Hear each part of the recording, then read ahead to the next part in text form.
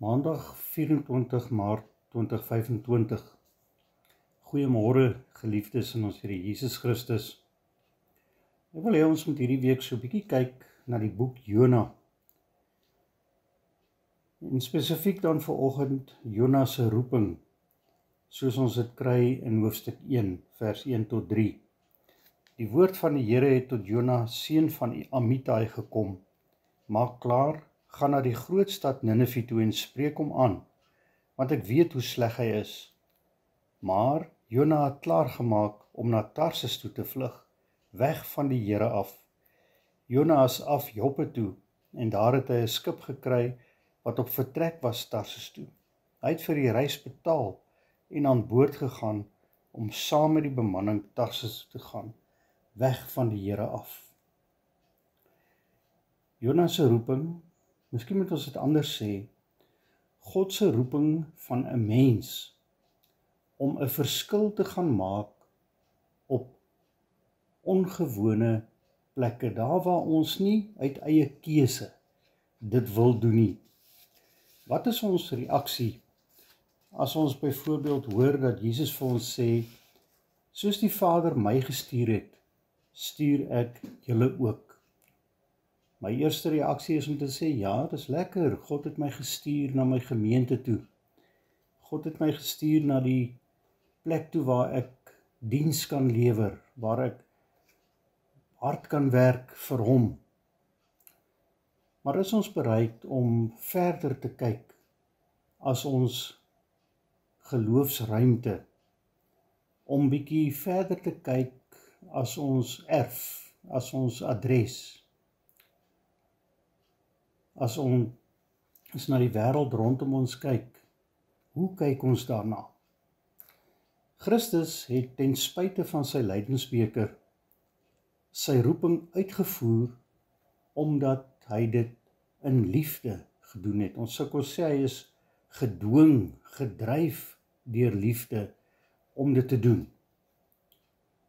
Jona, miskien ek ook, dalk jy ook, verstaan nie hierdie liefde altyd lekker nie. God gee om vir mense in nood. En daai nood gaan nie net oor mense wat honger is nie, maar ook 'n geestelike nood het.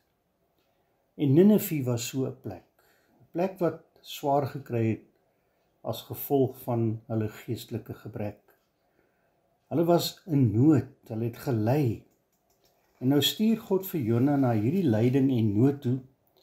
Hy stuur hom na hierdie onreg en plek van geweld toe, om 'n verskil te gaan maak. Maar wat doen Jona? Hy kyk na hulle met veroordeling. Hoe kan God van hom verwag om soontoe te gaan? Dis hulle verdiende loon. Laat hulle ly. Jona kan nie die vyand lief hê nie. Jona kan nie verder as sy eie adres kyk nie. En daarom reageer hy lynreg teenoor God se roeping. God se woord kom tot hom, maar Jona gaan weg. God stuur hom oos, maar hy gaan wes. God stuur hom, maar hy vlug. Hy sien nie kans nie. Wat is my reaksie op Jona se optrede? Nooit, ek sal dit nooit so doen nie. As God my roep, is ek gehoorsaam. En as ek na myself kyk, dan vra ek die vraag, regtig? God daag ons vandag uit om met sy oog en met sy hart na die wêreld te kyk. Dan sal ons sy roeping begin verstaan en gewillig wees om dit uit te voer.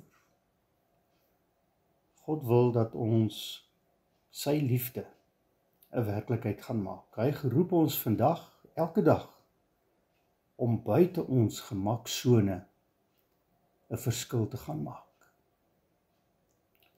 Dankie Here dat U vir ons die krag gee, die onderskeidingsvermoë gee,